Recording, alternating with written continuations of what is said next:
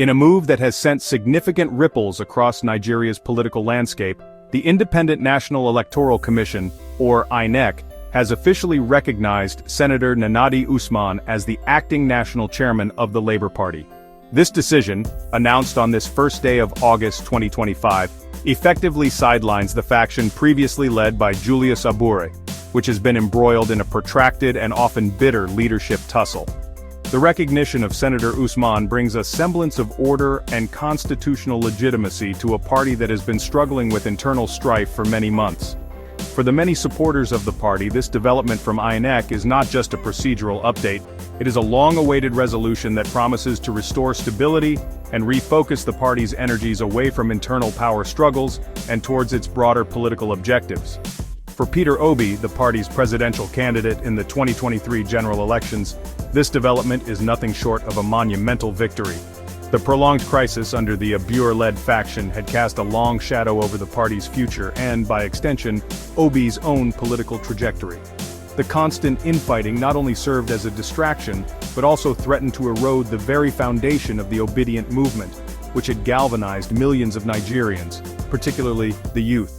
With INEC's decisive intervention, the ambiguity surrounding the party's leadership has been cleared.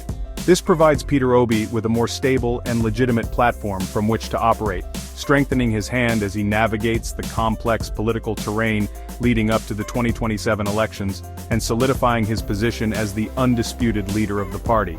The supporters of Peter Obi, collectively known as the Obedients, have greeted the news with widespread jubilation and a renewed sense of optimism. On various social media platforms, the announcement was framed as a win that finally destroys the influence of those who were perceived as undermining the party from within. This sentiment stems from a belief that a unified Labour Party, under a leadership that is firmly aligned with Obi's vision, is far more formidable. The resolution of the leadership crisis means that resources, both human and financial, can now be channeled more effectively toward media group, Labour Party volunteers organizing campaign materials, grassroots mobilization in Nigerian towns at distribute_equally, building party structures, mobilizing grassroots support, and preparing a cohesive strategy for future electoral contests, rather than being dissipated in legal battles and public disputes. The significance of INEC's decision extends beyond just settling an internal party squabble. It fundamentally alters the power dynamics within the Labour Party, ensuring that the political capital and immense goodwill generated by Peter Obi's candidacy are consolidated under a unified and recognized leadership structure.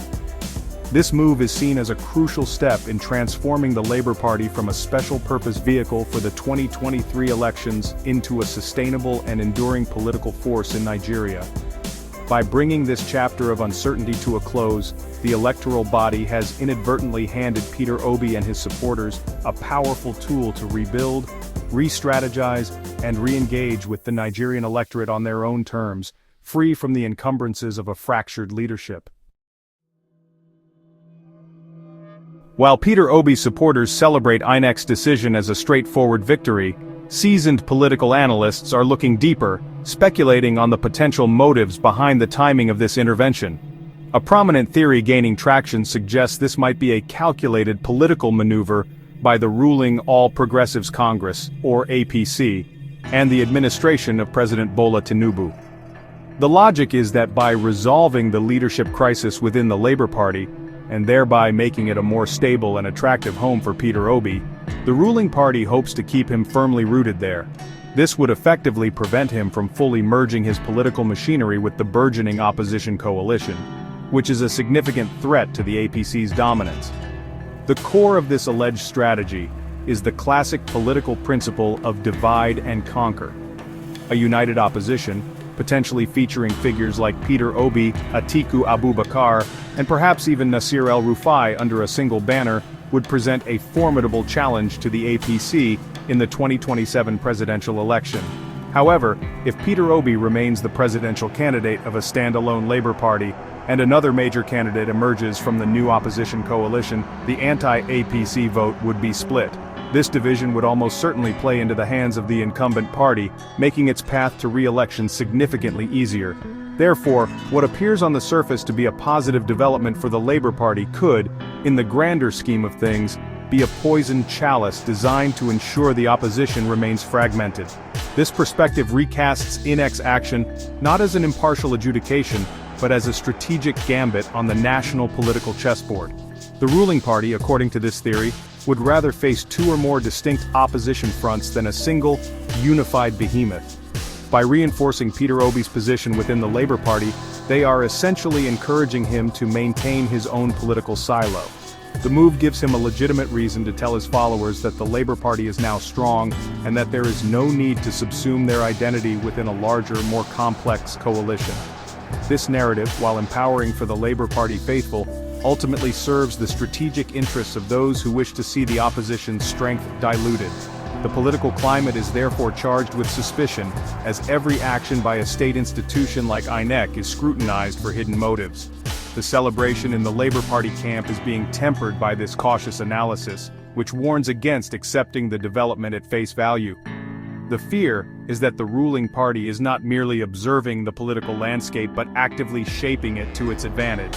By seemingly solving one problem for Peter Obi, the internal party crisis, they may be creating a larger, more strategic problem for the entire opposition movement, thereby setting the stage for a fractured contest in 2027 that could mirror the very dynamics that led to the APC's victory in 2023. Amidst the internal politics of the Labour Party, a broader opposition movement has been taking shape, adopting the African Democratic Congress, or ADC, as its political platform. The ADC is a registered political party that aims to serve as a third force, providing a home for various political interests, seeking to challenge the dominance of the APC and the PDP. In a highly unusual and strategic move, the ADC has granted a special waiver to both Peter Obi of the Labour Party and Nasir El-Rufai, a prominent figure in the APC.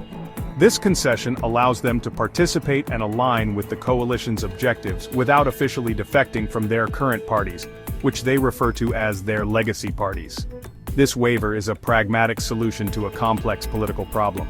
Forcing figures like Obi and El-Rufai to abandon their parties would be counterproductive. Peter Obi's political strength is intrinsically linked to the Labour Party brand and the obedient movement he cultivated there. Similarly, El-Rufai maintains a significant power base within the APC. The waiver allows the coalition to harness their individual political capital and supporter networks without demanding a politically risky defection. It is an arrangement designed to preserve the unique identities and structures of their respective movements, while uniting them under a common goal, to present a credible alternative to the current government. This structure acknowledges that their value to the coalition lies precisely in the platforms they have already built. However, this unconventional arrangement has not been without its own internal contradictions. The interim national chairman of the ADC, David Mark, recently issued a stern warning that seemed to fly in the face of this special waiver. He emphasized a hardline stance on party discipline, stating unequivocally, "You are either in ADC or not in ADC. No midway in this business." This declaration against anti-party activities initially caused confusion and concern, suggesting that the coalition's leadership was not on the same page. It raised questions about whether the special arrangement for Obi and El-Rufai was truly secure, or if they would eventually be pressured to fully commit to the ADC. In response to the ensuing confusion, the party's publicity secretary quickly moved to provide clarification. He reaffirmed that the waiver granted to Peter Obi and Nasir El-Rufai was a deliberate and strategic decision by the party's leadership, and that they were explicitly exempt from the strict rules against dual allegiance. This clarification was crucial to calming frayed nerves and reassuring stakeholders that the coalition's foundational agreements remained intact. It highlighted the delicate balancing act the ADC is performing, trying to forge a disciplined and cohesive political force, while accommodating the unique and powerful positions of its most influential allies, creating a truly novel experiment in Nigerian coalition politics. The complexities of building a grand opposition coalition have inevitably opened the door to alleged plots of destabilization, which many believe are being orchestrated by political adversaries. Reports have emerged of a concerted plan to sow discord and confusion within the African Democratic Congress, or ADC. A central figure in this alleged scheme is an individual who is reportedly laying claim to the national chairmanship of the ADC, despite having previously resigned from the party. Proponents of this conspiracy theory have even circulated what they claim is his official resignation letter as evidence of his fraudulent claim. This is viewed not as a genuine leadership dispute but as a deliberate attempt to create chaos and weaken the ADC from within. This alleged plot to install a counterfeit leadership is seen as a classic political sabotage tactic. The goal would be to mire the ADC in legal battles and internal conflicts, distracting it from its primary objective of challenging the ruling party. By creating a factional crisis, adversaries could undermine the coalition's credibility and scare away potential allies, effectively neutralizing it before it can become a genuine threat. This situation places the legitimate leadership of the ADC in a defensive position, forcing them to expend valuable time and resources fighting internal fires rather than building external momentum. It is a stark reminder of the treacherous nature of Nigerian politics, where internal stability is a constant battle. In the midst of these swirling controversies and strategic maneuvers, Peter Obi has sought to project an image of steadfastness and clarity. He has consistently and publicly reiterated his unwavering commitment to the Labour Party. Responding to the widespread speculation and rumors, his media team has firmly debunked viral claims suggesting he was seeking a return to the PDP or had been offered a specific position within the ADC coalition. His official stance is clear: he is a member of the Labour Party first and foremost, and his participation in the broader opposition movement is an alliance, not a defection. This messaging is crucial for maintaining the trust and loyalty of his base. Peter Obi's response serves a dual purpose. On one hand, it reassures his core supporters within the obedient movement that he has not abandoned the platform they built together. On the other hand, it sends a clear signal to his coalition partners that his involvement is based on a strategic alliance rather than a personal quest for a new political home. By maintaining that he is not switching parties, he projects stability and loyalty, qualities that are essential for building the trust required for such a complex coalition to succeed. As the political landscape continues to shift, his ability to navigate these turbulent waters while remaining true to his declared commitments will be the ultimate test of his political acumen.